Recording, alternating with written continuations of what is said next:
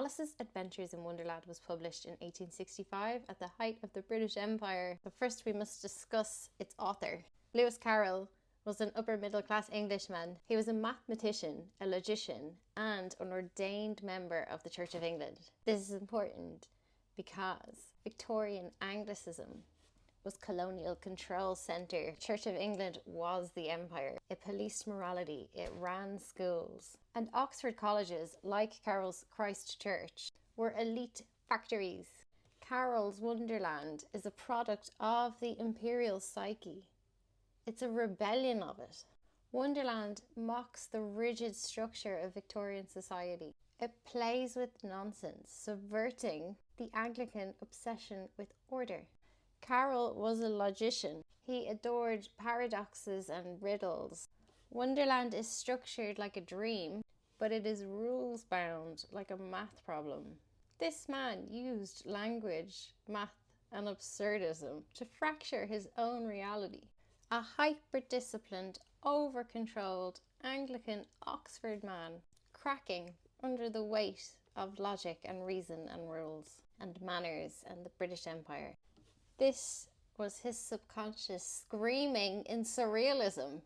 Wonderland is not escapism from Victorian colonisation. It is escapism produced by it. A protest born inside a brain trained for obedience, glitching out under the pressure. Wonderland symbolises a loss of ego boundaries, the melting of logical structures. Time is distorted. There's surreal morphing between the self and the environment. It's confronting the absurdity of authority and the ultimate question of who am I? Victorian Anglican Britain had very clear rules. It was a society that conditioned your mind.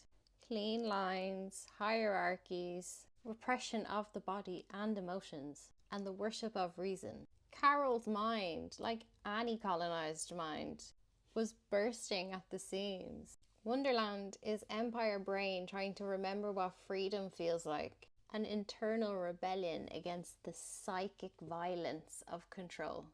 This was a psychic pressure cooker hallucination caused by his own overexposure to imperial control systems. The Victorian elite needed Wonderland without even knowing it. It was the part of the imperial brain that they had tried to exile. The feminine, the dreamer, the irrational, chaotic, wild child.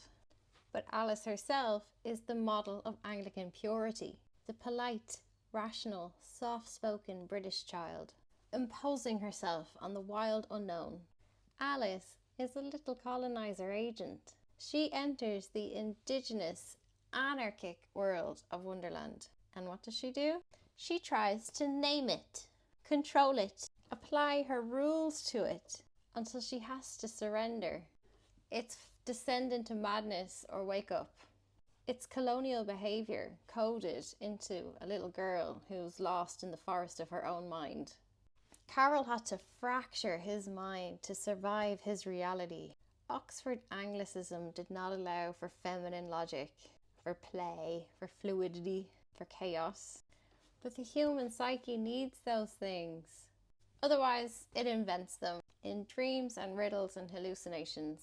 Alice is a manifestation of what the institution was oppressing. She colonizes his mind. She's not just a character. She's a rupture, a ghost in the machine. Alice is the wild, feminine, dream logic entity invading the imperial male mind. She's his inner rebellion personified in a young girl, crashing through his heavily fortified imperial brain. That's why Wonderland feels feral. It's not a disciplined fantasy, it's intrusive. The wild, the unknown. Bursting into the sterile, hierarchical, logical mind of a Victorian Oxford mathematician. Carroll thinks he's controlling Wonderland, but Wonderland is controlling him.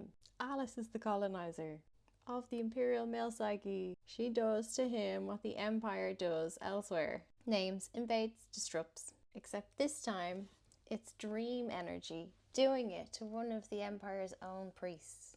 Wonderland was his brain having a breakdown.